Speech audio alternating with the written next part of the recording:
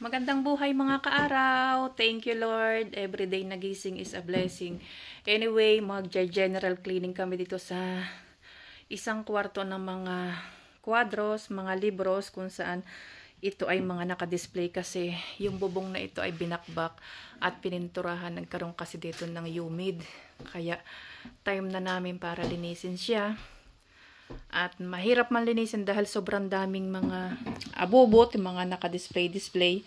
Pero unti-unti natin gagawin at para maayos natin at maibalik sa dati. Ayun. Kumusta po ang ating mga buhay-buhay? Kumusta po tayong lahat? Enjoy lang po natin ang buhay. Kami po ay enjoy sa paglilinis. Ayun. Madami man po ito pero ito po ay kayang-kaya namin kasi naman po hindi naman po siya nagmamadali mga kaaraw. Kailangan lang po nating utay-utayin para ma-save at ma-save na natin ang room na ito. Maibalik natin sa dati. Hindi man ganun ka-perfect, pero mautay-utay natin yan. Ayun. Dahan-dahan kaming mag-asawa ng paglilinis kasi nga masikip. Masikip kasi nga madaming laman siya mga kaaraw. Alam nyo ba mga kaaraw na ayan, akyat kami sa hagdan kasi nga para maabot namin linisin. Ayos na yun, mahal. Para maabot namin linisin ang taas mga kaaraw. Kaya kami may hagdanan. Ito, yan. Kailangan namin tanggalin yung alikabok kasi nga ito, yan, okay na siyang napinturahan na siya. Naalis na yung humid at naalis na rin yung mga iba't ibang nagtatanggalang mga pintura. Yan ang ito po ang aming pinagkakaabalahan ngayon, Sabado. Hindi naman po kami lalabas at nandito lang kami sa loob ng aming trabaho, sa loob ng compound o sa loob ng asyenda or sa loob ng malaking bahay. Shout out ka muna, mahal, sa mga kaaraw natin. Shout out! Kumusta daw ikaw? Kumusta daw ikaw? Sino sabi? Sabi ng mga kaaraw. Oh. Baka may gusto kang i-shout out sa Pilipinas. Yung iyong yung iyong ayaw mong i-shout out yung iyong wala. Yan. Magbabakyum po siya maya-maya dahil nga po nalinis na namin itong part na ito. Kabilang side po muna kasi ang aming tinatapos para pag naayos na namin itong kabilang side na ito, dito naman po kami sa kabilang side para hindi po siya maglahok-lahok dahil sobrang liit nga po ng aming space. Ngayon, salamat po sa inyong lahat. Ako po ay namamaga ang mata. Haggard na haggard po yung aking mukha at namamaga yung aking mata kasi may pinanood ako na ang tawag doon. Kaya hindi ko masyado ipakita yung sarili ko. May pinanood po kasi akong vlogger o yung isang hinahanga natin na mga nagbablog, isang team, isang grupo na yun nga, na-share ko dati na na-aksidente po yung Sinaldo.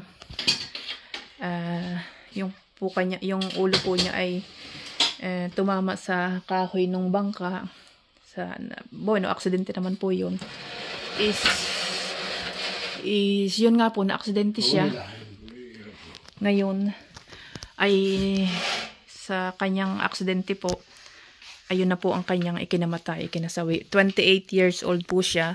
Team po siya ng Harabas, kaya nakikiramay po kami sa buong pamilya ni Naldong Putit, kung siya itawagin. At sa team po ng Harabas, nakikiramay po kami, nakikiramay po ako.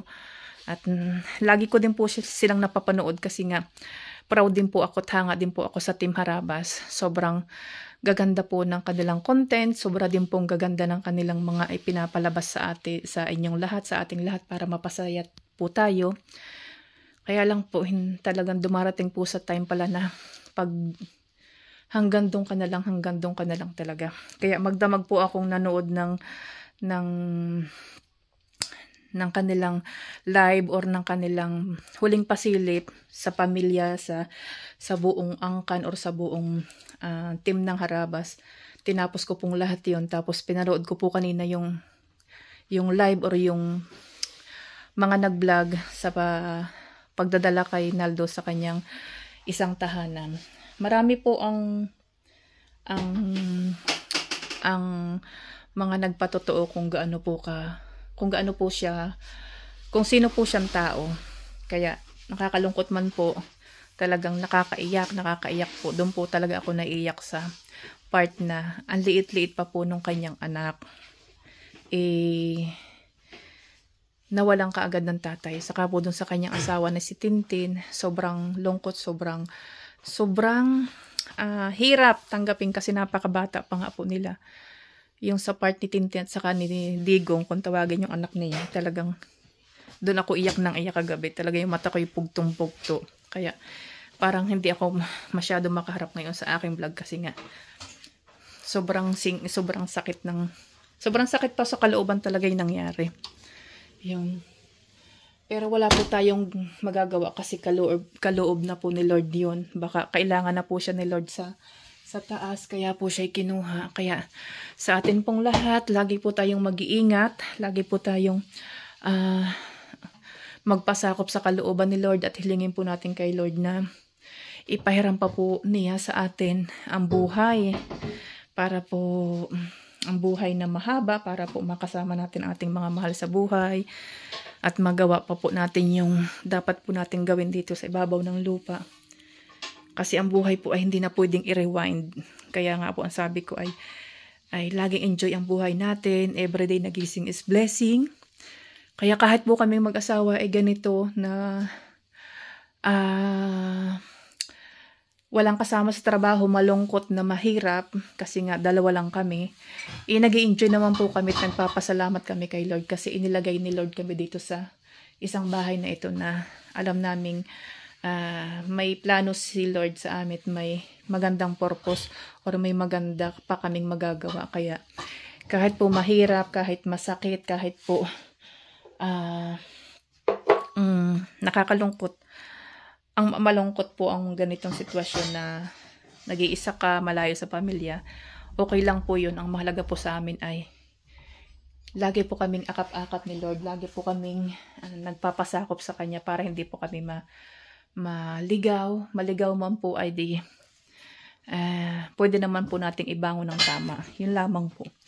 At tulad po ng sabi ko sa buong team ng Harabas, nakikiramay po kami, nakikiramay po ako.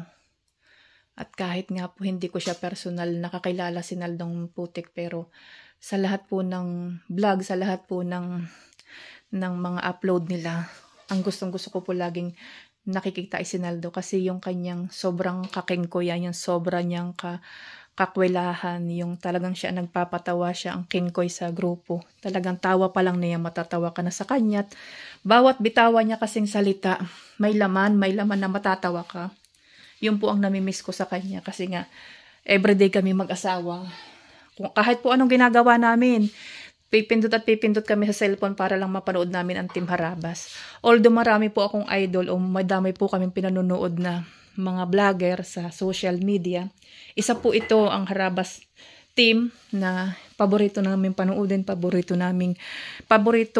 namin laging hangaan. Kaya po napakalungkot po ng pangyayari, kaya yung aking mukha po ay pagampaga. Anyway, dito lang po muna ang aming vlog sa loob ng isang kwarto. Dito muna kami kikilos ng dahan-dahan para po yung maghapon namin may magawa kami sa pagje-general cleaning sa aming trabaho. Ayun. Kaya lang po tahimik nga kami din eh. Ganito naman po dito, talagang tahimik kami. Kaya gulo-gulo pa ang mga gamit-gamit dito kasi kailangan pa nga namin linis at ilagay sa dating lugar. Yun lamang po mga kaaraw at mabuhay po tayo. Lagi po tayong magpayakap kay Lord para lagi pong masaya ang ating buhay at lagi po nating tandaan na ang buhay natin ay hindi na pwedeng i-rewind. Lagi po tayong magdasal at humingi pa ng mahabang buhay sa Kanya. Ayun mga kaaraw, mamaya po uli at ipagpapatuloy ko lang po ang aking paglilinis. Naisipan ko lang pong ipakita sa inyo ang kaganapan naming mag-asawa dito sa loob ng bahay. At yun, masayang masaya po kami at